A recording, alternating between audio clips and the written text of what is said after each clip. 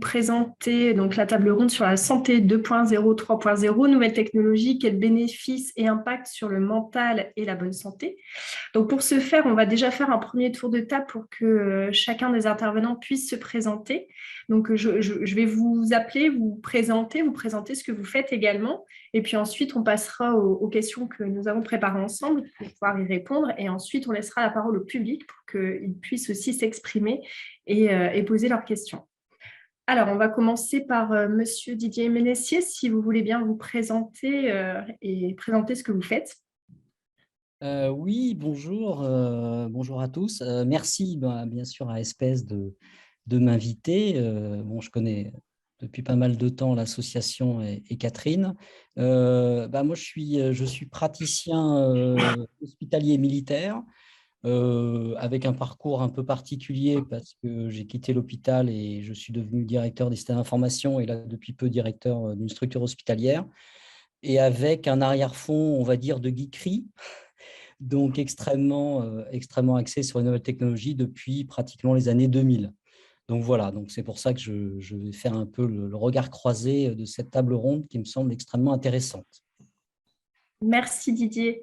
Alors, Philippe Lenoir, c'est à vous. Oui, bonjour, est-ce que tout le monde m'entend? Oui, c'est parfait. Oui, alors je suis médecin généraliste de formation et j'ai une activité mixte, donc en médecine libérale. Et je travaille aussi pour une start-up qui s'appelle Calia. Et dans le cadre de cette start-up, j'ai pour rôle en fait de superviser la partie médicale et scientifique. Donc, je ne sais pas si je présente Calia maintenant ou après, Pauline. Vous pouvez, bien sûr, oui. Donc, Calia, c'est une start-up qui se situe dans le domaine des interventions non médicamenteuses. Donc, je ne sais pas si tout le monde est au courant, mais hier, il y avait le congrès, notamment avec Bruno Falissard, sur les interventions non médicamenteuses et la recherche. Donc, l'objectif de Calia, en fait, c'est de puiser en fait, dans la recherche scientifique et de délivrer de l'information à la fois aux professionnels de santé, aux chercheurs et au grand public, à partir notamment de l'intelligence artificielle. Voilà. Donc, je présenterai un peu plus tard aussi, lors de la réponse à la question, la dernière application, parce que c'est bien en rapport avec le thème d'aujourd'hui. Voilà.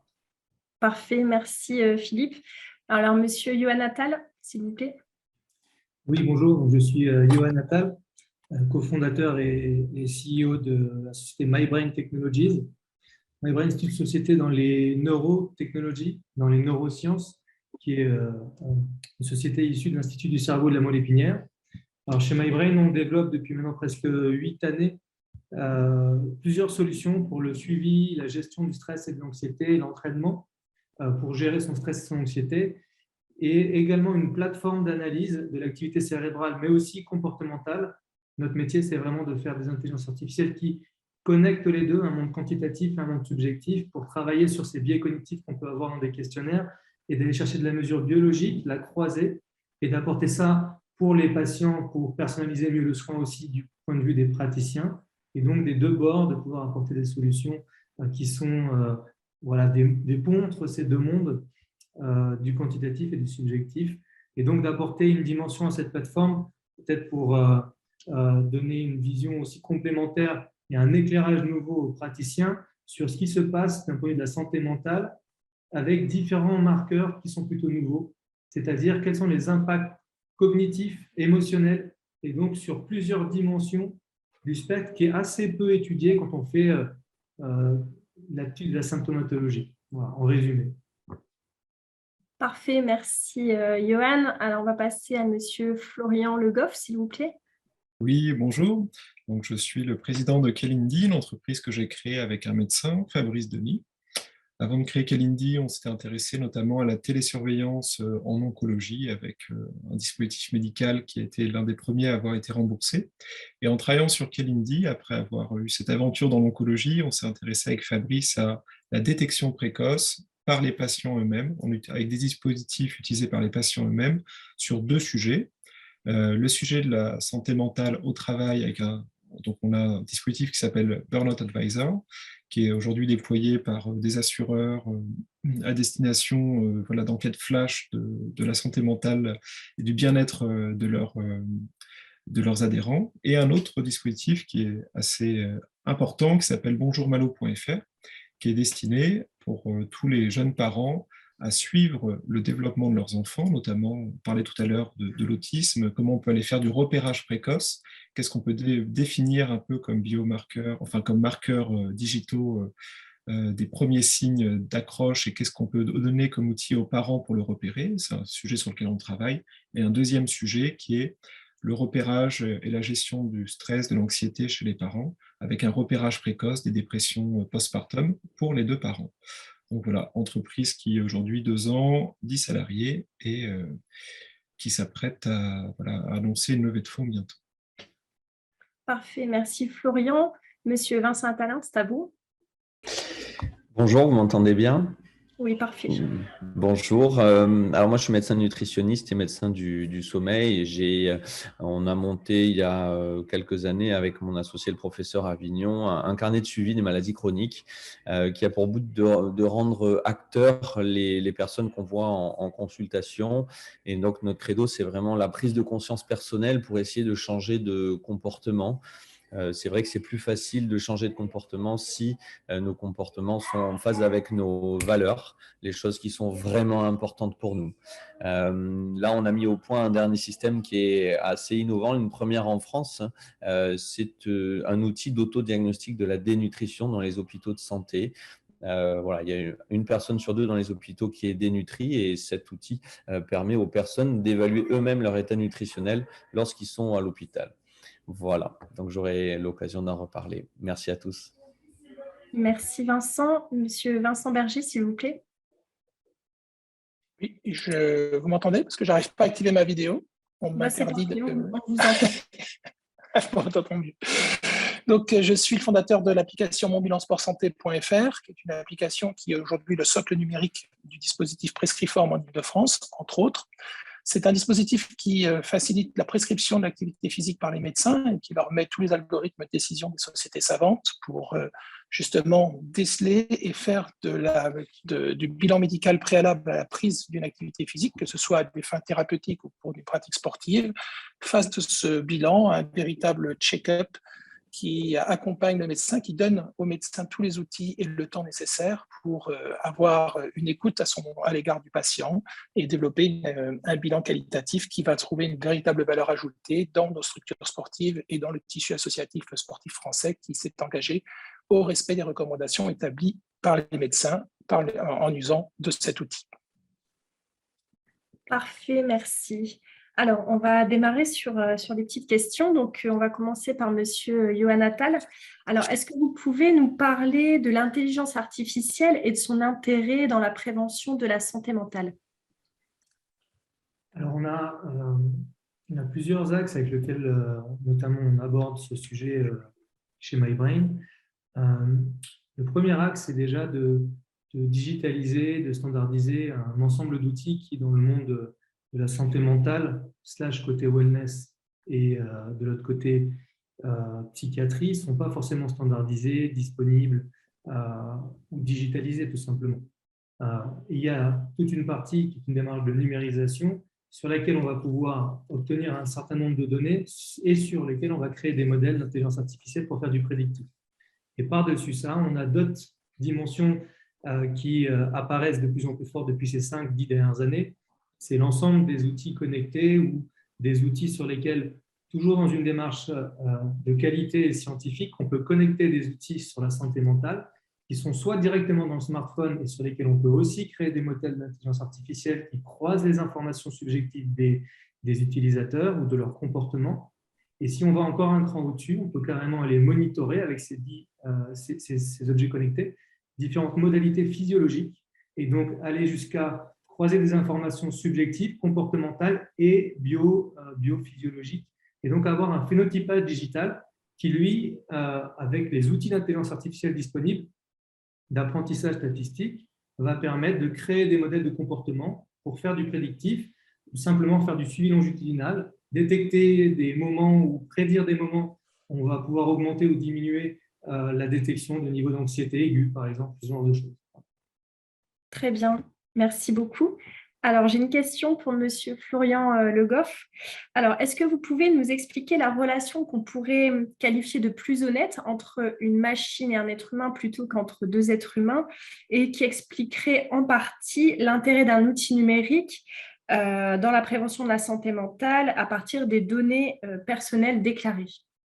Voilà, c'est sacrée question. Ça, c'est de la question. On l'a défini en amont et alors je vais commencer par un peu une intro en rappelant que moi je ne suis pas médecin, je suis un simple ingénieur parmi mes prestigieux co-intervenants.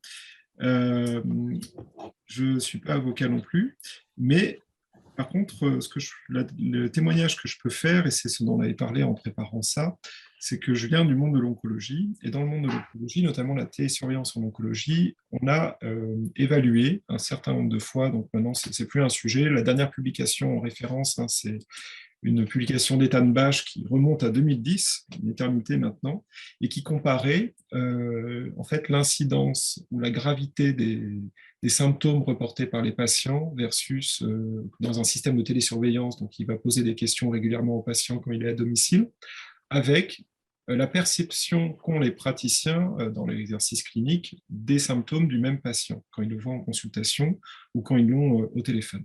Et la comparaison avait été assez intéressante parce que ça montrait que le patient était tout à fait à même d'utiliser un outil numérique qui lui posait des questions fermées avec des systèmes de gradation et qu'il arrivait parfaitement à utiliser ce dispositif, qu'il était brutalement honnête et que le patient, les patients dans l'étude exprimaient tout à fait le fait qu'ils se sentaient plus libres d'exprimer la réalité des symptômes rencontrés. Bon, là, on était vraiment dans le parcours précis de soins en oncologie avec des effets secondaires importants sur les différents traitements. Mais il y avait cette transparence qui était remontée. Et là, ça fait maintenant 2 ans que je travaille sur Kalindi. Donc, je travaille du coup avec des médecins psychiatres, des psychologues, des médecins généralistes et un peu toute la chaîne de soins avec des infirmiers aussi. Et tous me disent qu'aujourd'hui, les barrières qu'il y a dans l'évaluation, et encore une fois, je parle de ce qui m'est remonté à ce que j'entends moi en tant qu'ingénieur et qu'entrepreneur, c'est que à partir du moment où on met la personne dans un entretien avec un bon niveau de discussion, on peut avoir une collecte d'informations qui est tout à fait pertinente et qui est très qualitative, mais qu'on n'a pas forcément ce temps-là et que de plus en plus, on se repose sur la collecte en amont avec des questionnaires qui peuvent être transmis sous forme papier. Et quand on compare les questionnaires qui sont transmis, des questionnaires qui étaient transmis sui forme papier avec des questionnaires digitalisés, ce dont nous, on s'est aperçu, et j'espère que ce qui est conforme à ce que vous avez constaté aussi dans vos différentes pratiques, c'est que l'outil numérique était là 24 heures sur 24, 7 jours sur 7, et quand on avait besoin de s'évaluer ou quand on avait des propositions d'évaluation, eh bien, on pouvait le faire avec le feeling du moment et pas le feeling de ce qui sera d'un souvenir, une perception d'un souvenir de ce qu'était l'état clinique au moment où on a rencontré cet événement. Et du coup, pour répondre à votre question, Pauline, nous, ce qu'on remarque avec les outils numériques, c'est qu'il y a des usages qui sont assez intéressants parce que, par exemple, sur notre bonjourmalo.fr, on a un questionnaire sur la dépression du postpartum. On a un certain nombre d'utilisateurs, pas loin d'un tiers, 40% je crois, qui l'utilisent entre minuit et 5 heures du matin. Donc, ce qui est assez logique parce qu'on est sur des jeunes parents, il y a une tétée la nuit, les gens n'arrivent pas à se rendormir ou sont en train de potentiellement utiliser leur téléphone. Et on peut du coup toucher avec cet outil numérique les individus et aller collecter des données sur un état à un moment précis qui est très éloigné de ce qu'on pourrait capter dans un entretien, même en téléconsultation qui demande une certaine organisation. Donc 2 sujets, ce qui vient de l'oncologie et ce qu'on avait observé dans les études, c'est vraiment, il y a cette barrière entre le praticien et le patient où on parlait tout à l'heure des patients un peu maltraitants, mais je pense qu'il y a aussi un certain nombre de patients que vous connaissez mieux que moi en tant que médecin, mais qui n'osent pas embêter, qui n'osent pas consommer du temps médical, et notamment en santé mentale sur des personnes qui sont en début de parcours. Et le deuxième aspect, c'est tout simplement une disponibilité 24/7. Et c'est pour ça que l'outil numérique a vraiment une pertinence d'être là en repérage et en détection précoce pour ensuite organiser et fournir des datas à des personnes qui vont organiser la prise en charge plus tard. Voilà, pour quelques éléments de réponse à cette première question. Merci beaucoup. Tu peux intervenir, Pauline, ou pas? Oui, bien sûr, allez-y Didier. Ne me gêne pas. Ah non, allez-y. Voilà, non, c'est intéressant parce que je voyais dans le chat, des apports qui parlaient justement des problématiques de tout ce qui est nouvelles technologies et santé mentale, mais du côté versant négatif. Donc, c'est vrai que je voulais juste reprendre le cadre là un petit peu de la présentation. On est plus dans le versant plutôt bénéfice justement sur la e-santé dans le domaine bénéfique. Et ça, c'est important parce qu'on ne va pas rentrer dans le côté télétravail, risque, voilà. Et je pense que c'est intéressant, là, Johan et Florian, où là, ils amènent, alors, ils ont bien insisté sur le terme d'un outil. Et je pense que le terme est extrêmement important, c'est-à-dire que à un moment donné, les praticiens, et nous tous, on a eu un peu peur d'être remplacés par des machines. L'arrivée de la santé a été quelquefois mal perçue. Mais en fin de compte, en tant que praticien, et quand je dis praticien, c'est globalement, bien sûr, pas que les médecins, c'est tous les praticiens en santé, l'usage des solutions qui, comme là, par exemple, sont présentées, permettent justement de nous faciliter un travail et surtout de nous recentrer sur le soin de façon vraiment principale. Et c'est juste l'équilibre là qui est à trouver, qui n'est pas encore, bien sûr, totalement bien intégré dans nos pratiques de soins, mais il faut voir ça plutôt sur un élément vraiment bénéfique. Vous voyez ce que je veux dire? C'est pas l'intelligence artificielle qui va remplacer le médecin, c'est une aide, et ça, c'est très, très important. Vous voyez ce que je veux dire? C'est très intéressant parce que c'est exactement ce qu'on voit, nous, sur nos deux dispositifs, Burnout Advisor et Bonjour Malo pour les parents. On aide les parents à mettre les mots sur un sujet, mais on ne va jamais faire de prise en charge. La prise en charge, c'est un autre temps. Et il y a vraiment, du coup, maintenant, pour nous autres industriels, avec la communauté du soin, à organiser les parcours de soins. Ces applications qui peuvent être utilisées par le patient, comment elles remontent une information qui est qualitative pour que le praticien puisse l'utiliser ou ne pas l'utiliser, mais que, en tout cas, le patient arrive devant le bon praticien avec un début d'envie de prise en charge. Ouais, et c'est important. Et l'exemple que tu donnais, que justement, il y avait une remontée des données à 1h ou 2h du matin, on est bien d'accord que le praticien ne peut pas être derrière l'ordinateur en permanence. D'où l'intérêt de l'intelligence artificielle, de la collection des données par la suite et de la possibilité au praticien, au moment où il voit le patient, d'avoir justement l'ensemble de ces données pour avoir une prise en charge de façon plus globale. Bon, je m'arrête de parler. Très bien. Alors, du coup, une question pour Monsieur Vincent Berger. Alors, comment un outil numérique peut aider les médecins à accompagner les patients? Écoutez, c'est évident qu'aujourd'hui, il y a une maturité qui est en train de se mettre en place. L'outil numérique a été naturellement rejeté globalement par les médecins parce que ça a toujours été vécu. Le rapport du médecin avec un outil numérique a souvent été historiquement administratif et donc d'aucun ressort ni d'aucun recours dans son analyse thérapeutique ni dans son diagnostic. Asseoir la crédibilité d'un outil, ça ne se fait pas du jour au lendemain. Nous, ça fait 19 ans qu'on travaille dessus. Ça fait 6 ans d'échanges et de mise au point permanente, quasi quotidienne, pour faire évoluer une application pour que justement elle trouve le point de rencontre et d'acceptation au regard de nos médecins qui sont des utilisateurs et qui sont compris, qui doivent faire face à malheureusement un emploi du temps souvent très serré. Donc il faut à la fois trouver la crédibilité scientifique, il faut que le médecin garde toute liberté de diagnostic et de jugement, parce qu'en aucune façon la machine doit prendre l'avantage ni le dessus sur la décision médicale qui va suivre, mais mettre au contraire un véritable outil qui amène notre expertise collective et les points d'attention à sa connaissance et à sa portée sans qu'il puisse perdre du temps. Donc il faut absolument que nos outils numériques, à l'avenir, se concentre d'abord sur le patient. En fait, le patient doit être au centre de la préoccupation et pas la démarche administrative qu'en attendent des ARS ou éventuellement la caisse d'assurance maladie.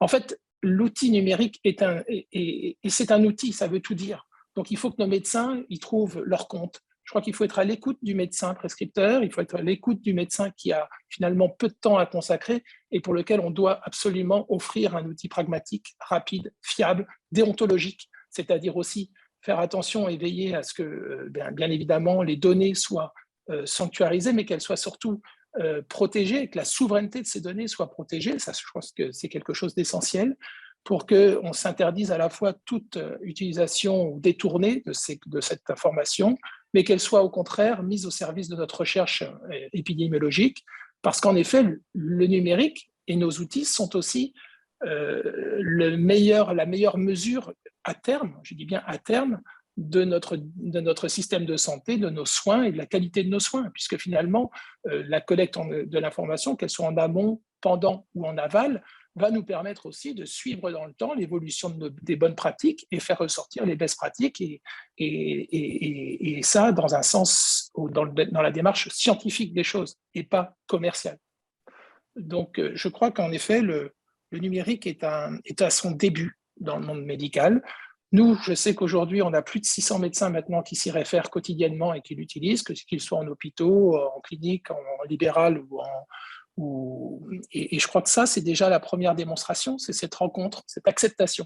Et si on a gagné cette acceptation, le chemin n'est pas terminé, c'est qu'il faut aussi progresser avec nos médecins et leurs attentes. Et ça, je crois que nos outils doivent être extrêmement réactifs et c'est tout ce travail que je pense qui va finir par à la fois, je dirais, rassurer nos médecins et à la fois rendre nos outils toujours plus performants à leur fin. Merci. Didier, vous avez quelque chose à dire sur cette intervention? Tu veux que je parle tout le temps? Vous êtes en regard croisé, donc profitez-en. Non, je rigole. Ouais, merci Vincent, je suis tout à fait d'accord. Je voulais juste, je me permets, parce que comme je vois et j'ai vu que tu étais un ancien athlète olympique de voile. Prescription, moi. Oui, je sais, d'accord. Mais alors, pourquoi avoir construit cet outil, Mon Bilan Sport Santé? Les deux, pour résumer, deux choses essentielles. Ouais. La première, sportivement parlant, nous n'avions pas de suivi post-carrière de nos athlètes, et ça, c'était quelque chose qui m'indignait.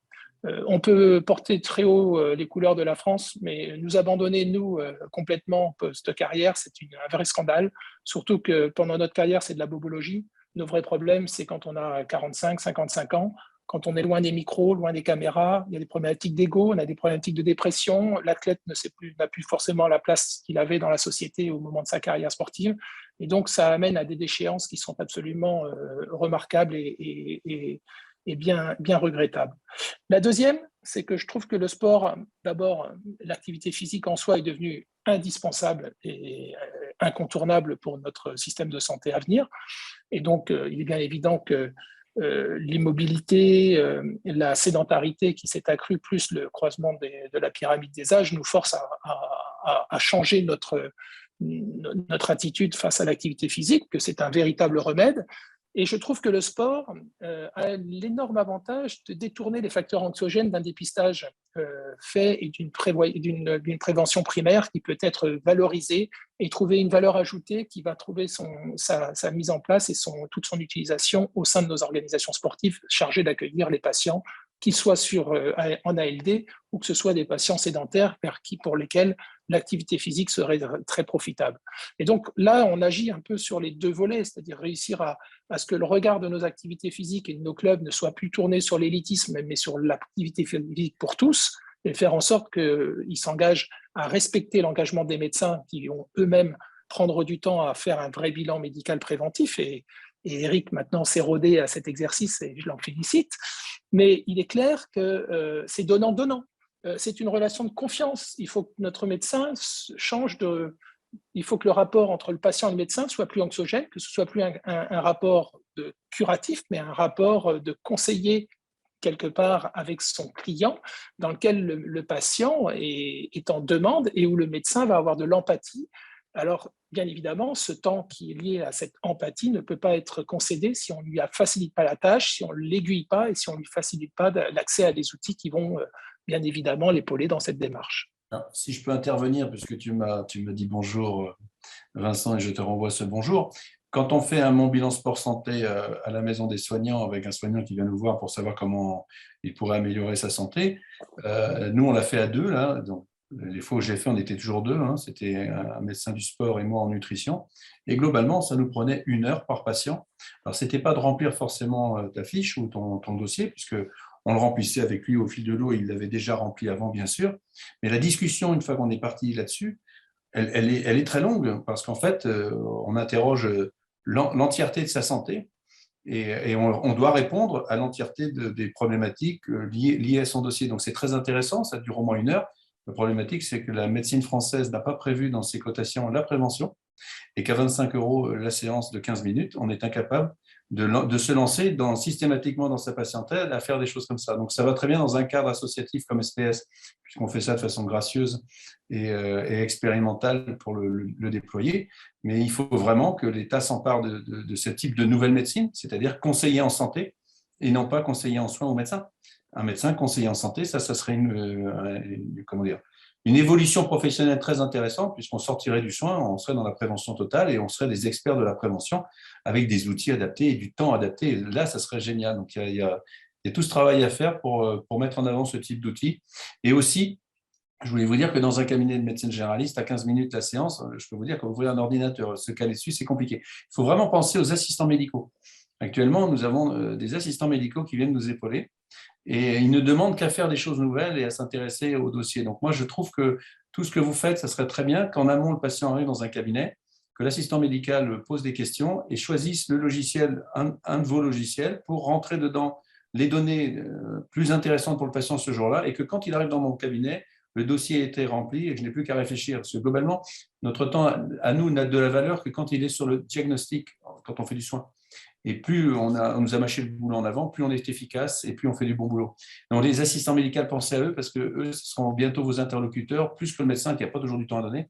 Et c'est par le biais de l'assistant médical que vos technologies rentreront dans nos cabinets, à mon avis.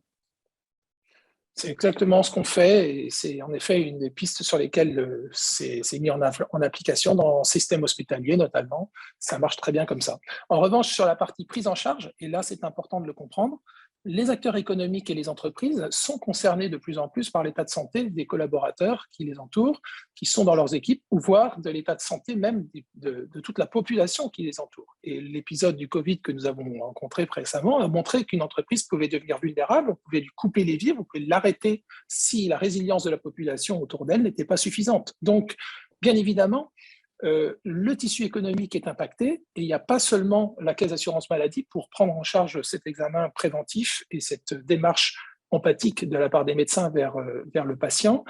Je crois qu'il faut œuvrer sur tous les paramètres. L'entreprise en est aussi un. Voilà.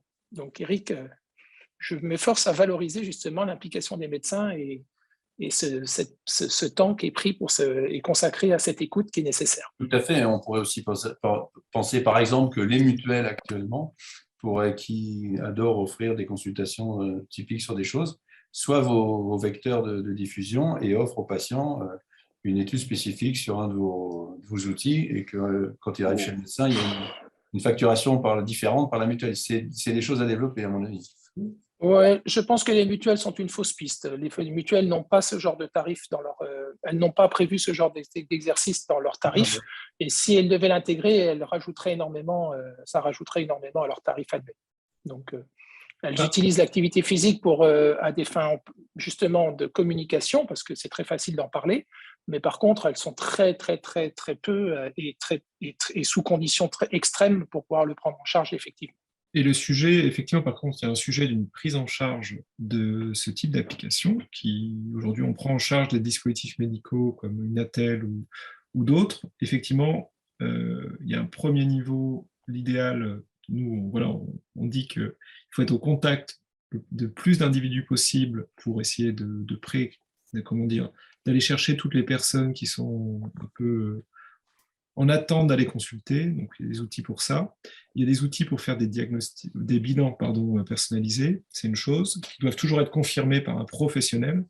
Donc aujourd'hui, on sait que je reviens sur le postpartum, les sages-femmes vont être en première ligne pour le repérage, les infirmières péricultrices aussi. Il y a d'autres sujets avec l'accès direct ou coordonné avec les kinés. Mais ces dispositifs nécessitent de grands investissements, comme tout ce qui est numérique. Si on veut, pour revenir à une question un peu plus tôt, rester sur la souveraineté et la protection des données, effectivement, il y a des enjeux de financement de l'utilisation de ces applications. Et est-ce que c'est les mutuelles? Je ne sais pas, parce que les complémentaires santé vont chercher des éléments différenciants. Or là, il faut qu'on imagine un accès commun à tous. Je pense qu'il faut réfléchir, comme ça a été fait pour la télésurveillance, à ce qu'il y ait des remboursements dans le droit commun d'outils comme cela qui vont être en amont des assistants médicaux, en amont des auxiliaires médicaux.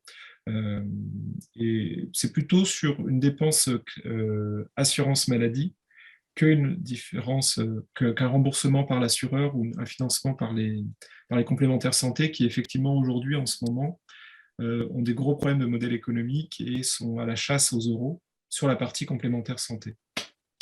Mais à nous, maintenant, industriels, effectivement, de convaincre, les cliniciens, les auxiliaires médicaux, les professions médicales, paramédicales, de la pertinence de ces outils avec de la preuve clinique. Et ça, c'est notre gros boulot en tant qu'éditeur, c'est de prouver que l'utilisation de nos dispositifs a un impact positif sur les individus ou les soignants derrière qui les utilisent. Moi, je verrais plutôt remboursement étatique, mais c'est bon au regard intéressé d'industriel. Alors, je te donne aussi une notion, c'est que moi, j'ai une maison de santé où si j'ai des protocoles de mise en place sur certaines thématiques, j'ai des financements. Bien, pour l'instant, je vais déjà prendre ton truc de postpartum burn-out, là, et on est 5 médecins, et je vais demander que ma coordinatrice le mette de façon systématique avec toute femme qui a accouché. Et si je l'inscris dans mon protocole de maison de santé, j'aurai un financement pour ça. Alors peut-être que j'arriverai à financer des consultations un peu plus longues pour le postpartum burn-out, par exemple. Donc là, je viens d'envoyer déjà le truc à ma maison de santé. Pour les autres, ce sera pareil, hein, ne vous inquiétez pas, il n'y a pas que le burn-out. Mais c'est l'exemple qui me donne le plus simple pour l'instant à analyser pour que je mette tout de suite en place. Je vais ensuite analyser les différents outils que vous avez pour le continuer. Et bien sûr, mon Biosport Santé, on va le faire aussi. Mais je vais analyser vos dossiers et les proposer à ma coordinatrice de mise en place. Par exemple, donc, les maisons de santé, vous pouvez leur souffler ça. Parfait, merci. On va continuer pour qu'on respecte le timing, s'il vous plaît. Donc, je vais poser une question à Monsieur Vincent Attalin. Alors, qu'est-ce que vous pensez de la généralisation et l'effet de mode, finalement, de la numérisation du monde de la santé et globalement aussi du monde de la vie quotidienne, parce qu'on retrouve ces outils numériques aussi dans notre vie quotidienne? Alors, ma réponse, elle va se faire en deux parties. La première, c'est que on a monté nous aussi une plateforme dans le milieu de la santé, donc je ne peux être que convaincu de l'amélioration du service rendu à la personne. Nous, on préfère dire personne que patient, parce que on a besoin de cette relation médecin-personne ou professionnel de santé.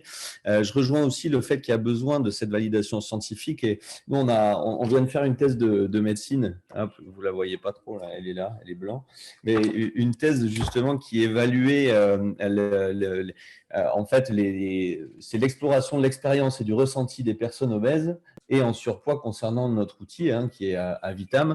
Et j'ai été profondément surpris d'une réponse d'une personne qui nous dit « J'ai l'impression avec Avitam de sentir une présence ».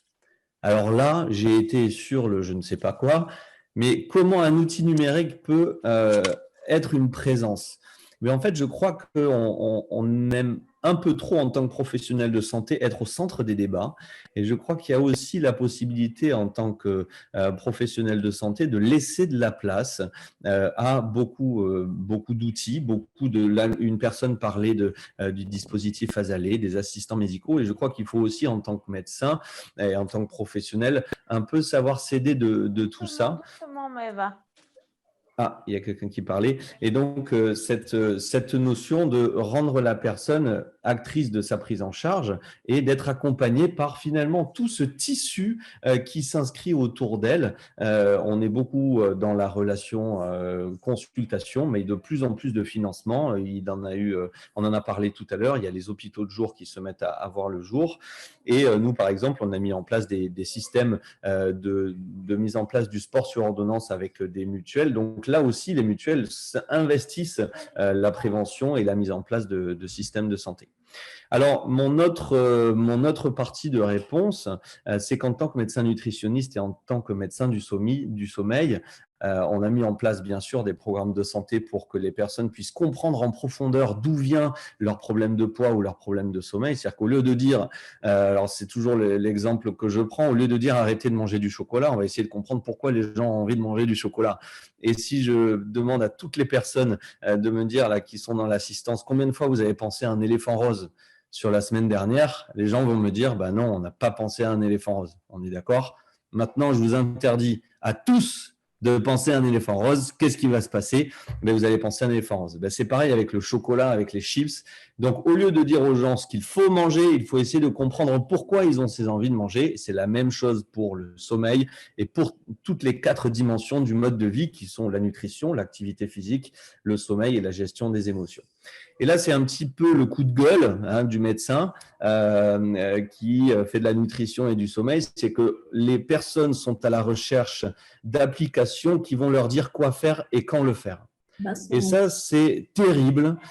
Pourquoi? Parce qu'en fait, on est en train de rendre les gens dépendants d'applications et il faut que ces applications et ces outils soient, qu'ils soient dans l'intérêt de la personne. Le but d'une application, c'est pas de devenir que la personne devienne dépendante. Les gens cherchent une application qui dise à quelle heure il faut dormir, à quelle heure il faut manger, mais c'est impossible. Aucune application va pouvoir dire exactement ce qu'il faut faire.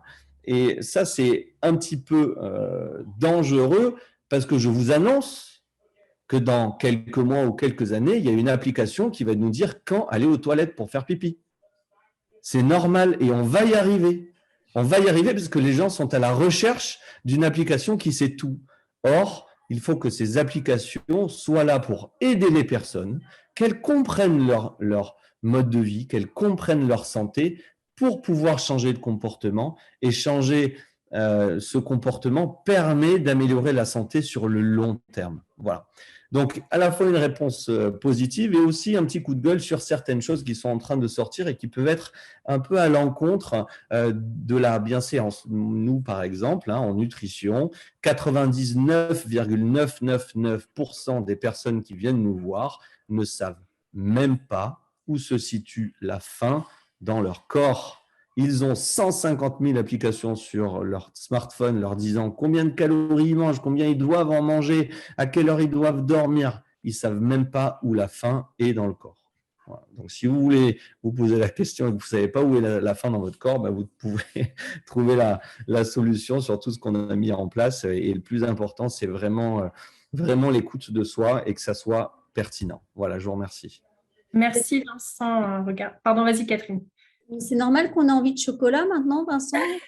Mais tout le monde le marque dans le chat. Ça me fait rire. Moi, je pense plutôt à une bière avec un éléphant rose, mais c'est autre chose. Je la connais, celle-là aussi. Tu as des poissons déjà, donc tu as juste à tendre la main derrière. Oui, mais ça repose. Ça repose, c'est vrai. Je n'avais pas attendu que tu en parles. Moi, le chocolat, je veux bien. Et Pris en flagrant délit.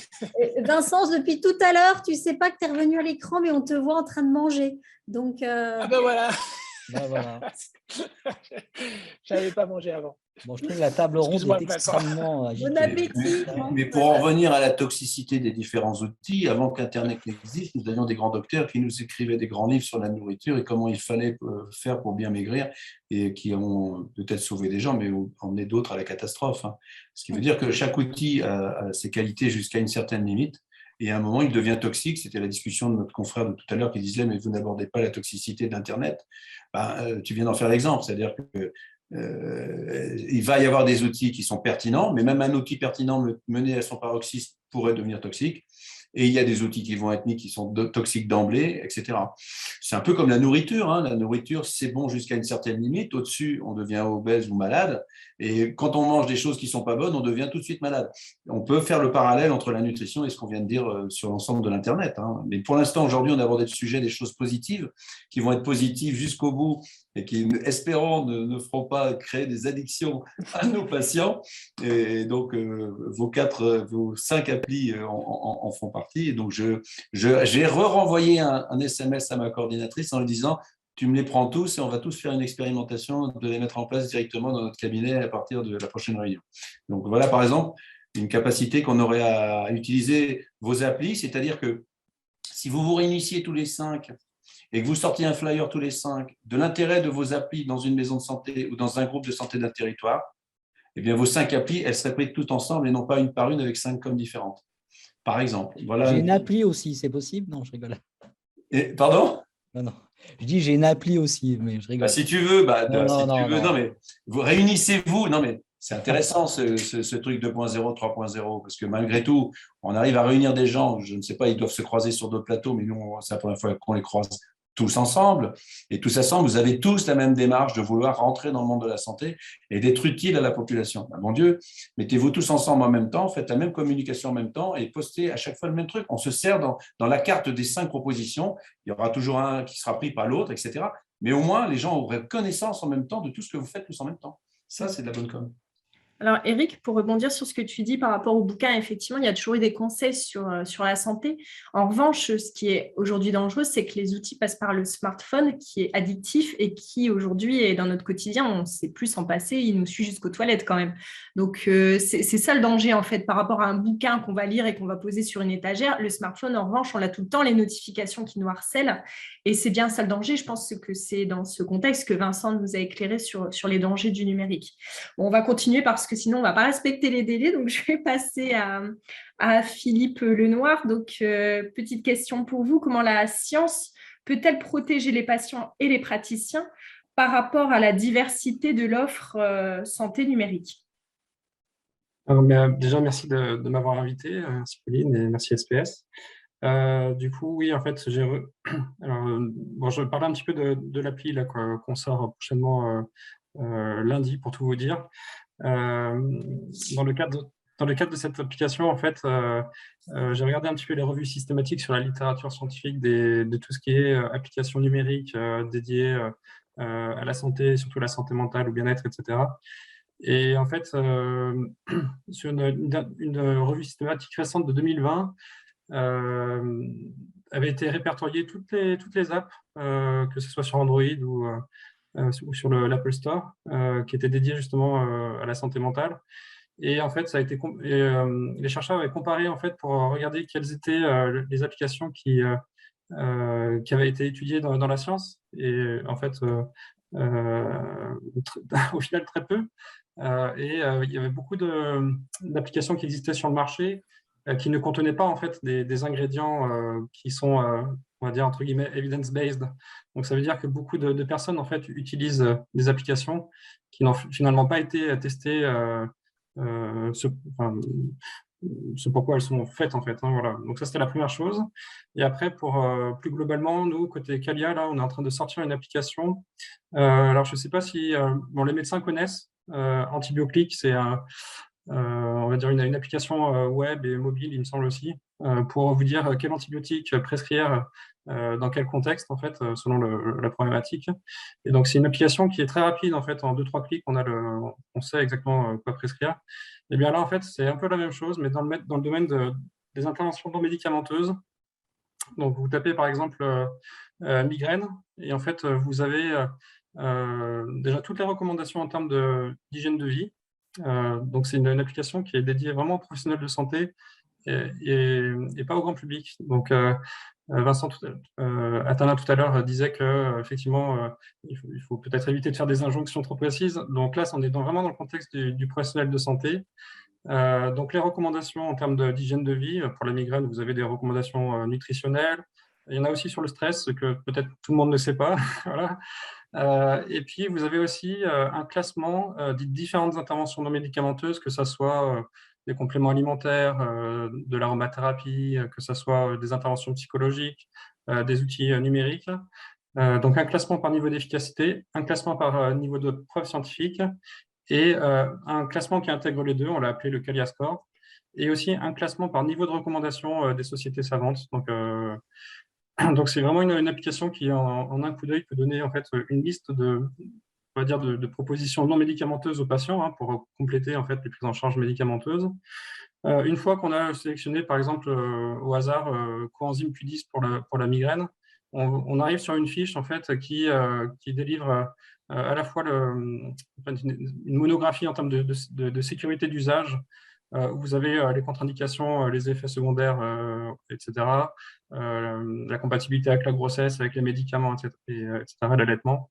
Et vous avez aussi un protocole d'usage qui vous dit la bonne dose, etc. Et ce protocole a été sélectionné en fait en fonction de l'étude la plus robuste. En fait, pour vous dire un peu plus comment ça fonctionne, on se sert des méta-analyses, hein, qui existent dans la littérature scientifique. Par exemple, sur la migraine, on prend toutes les méta-analyses qui ont été faites sur la migraine et les interventions non médicamenteuses, bien sûr. Et en fait, il en existe pas mal, hein. Si je pouvais partager l'écran, je vous montrerais. Et donc voilà comment on fonctionne. On a établi en fait on utilise un algorithme en fait on reprend en fait les différents résultats des forest plots et selon un algorithme, on arrive à en déduire en fait un niveau d'efficacité et un niveau de preuve scientifique. Voilà. Et pour les recommandations, on regarde dans les dernières recommandations des sociétés savantes internationales. Donc voilà, grâce à cet outil, on espère que le médecin apprivoise un peu la partie non médicamenteuse des prises en charge, parce que je pense qu'aujourd'hui, personne ne peut dire qu'on maîtrise complètement ce qui est vraiment de l'ordre de l'hygiène de vie déjà. Moi, c'est mon témoignage, mais quand je suis sorti des études de médecine, le mode de vie, pour moi, c'était pas trop en rapport avec la santé, hein. On est assez formaté médicaments. Et là, pour le coup, ça remet un petit peu de ce qu'on appelle la médecine du mode de vie. Dans les pays anglo-saxons, d'ailleurs, il existe la médecine du mode de vie, lifestyle medicine. C'est pas un concept qui est très français. Voilà, encore une fois, on en parlait déjà avant. On est assez formaté médicaments. Je repense à ce que disait un peu Bruno Falissard tout à l'heure. Donc là, il y a matière à remettre un petit peu de bon sens, un peu de prévention. Voilà, et puis c'est un outil qui peut aider les médecins, les pharmaciens, les praticiens de santé aussi, hein, les naturopathes, etc., à utiliser, on va dire, en toute sécurité en fait les interventions, que ce soit les compléments alimentaires qui ont des interactions avec les médicaments. Les produits de phytothérapie ont des toxicités aussi. Les interventions numériques ont des toxicités aussi, on l'a évoqué juste avant. Voilà, on répertorie tout ça et on essaye de faire en sorte que les usages soient pertinents. En fait, voilà. Je ne sais pas si j'ai du coup répondu à la question, mais je pense que la science, en fait, c'est là pour faire prendre conscience. Hein, d'ailleurs, dans conscience, il y a science. Hein. On dirait même étymologie, donc il faut pour être conscient de ce qu'on fait, il faut, à mon avis, utiliser la science et puis le bon sens, bien sûr, ça n'empêche pas. D'ailleurs, l'evidence-based medicine, c'est ça, hein, c'est l'utilisation de la science et aussi de son expérience et aussi des préférences du patient. Voilà. Bon, j'ai terminé, après je pourrais rebondir s'il y a des questions. Voilà. Merci beaucoup, Philippe. Alors, Monsieur Didier Ménessier, est-ce que vous pouvez conclure du coup tous les témoignages un petit peu de ce qu'on a eu autour de cette table ronde avant qu'on puisse laisser la parole à nos participants? Alors, Monsieur Didier Ménessier, oui, il n'y a pas de problème. Non, il y avait juste un point, ce que disait justement Philippe, c'est intéressant. Il y a toujours le côté, alors moi je suis plus ancien que les plus jeunes médecins là, hein. On n'a aucune formation numérique pendant notre parcours médical. Ça, je crois qu'il faut être clair, hein. C'est pour ça qu'il y a des DU de santé et tout ça. Donc, on est formaté en effet très médicaments, evidence-based medicine. Alors, ce qui est intéressant, il y a eu d'abord les prémices en 2015, pour ceux qui s'en rappellent. La Haute Autorité de Santé avait fait un groupe de travail et avait sorti 110 recommandations. Alors, 110, c'était regroupé dans des cadres différents. Il y avait à la fois bien sûr l'intérêt médical, mais aussi la protection des données, dans les recommandations de bonnes pratiques des usages des applications mobiles. Je ne sais pas si vous aviez vu ça, c'était en 2015. C'était un peu les prémices au début de tout ce qui était certification des applications mobiles. Parce que la grande difficulté qu'on a, nous, praticiens, c'est de faire rentrer dans notre panoplie thérapeutique des usages ou des prescriptions d'applications mobiles. On est d'accord. C'est toujours un petit peu, voilà, on le teste nous-mêmes. Est-ce qu'on va faire une ordonnance? Si le patient n'utilise pas bien l'appli, s'il a un souci médical, est-ce que c'est nous qui sommes responsables? Et donc, il y a vraiment, et encore actuellement, beaucoup de praticiens qui ne passent pas le cap. D'où l'intérêt de ces recommandations de bonnes pratiques qui, normalement, devaient évoluer vers des recommandations européennes, mais qui n'ont pas abouti. Et en fin de compte, il y a Ma Santé 2022, que vous connaissez, Ma Santé 2022, qui est piloté par Dominique Pont et Laura Le Tourneau. Et si vous regardez Ma Santé 2022, vous avez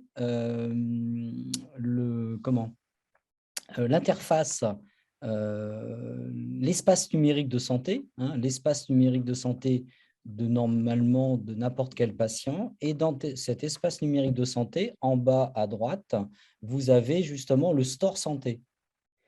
Et ça, c'est extrêmement intéressant. Ça veut dire que l'évolution depuis pas longtemps, 2-3 ans, et c'est pour ça que l'HAS a repris un peu ces analyses, c'est qu'à un moment donné, vous pourrez, par exemple, avec vos applications mobiles, pouvoir faire entrer dans ce store santé avec un certain niveau de validation et de certification selon l'usage des données de santé.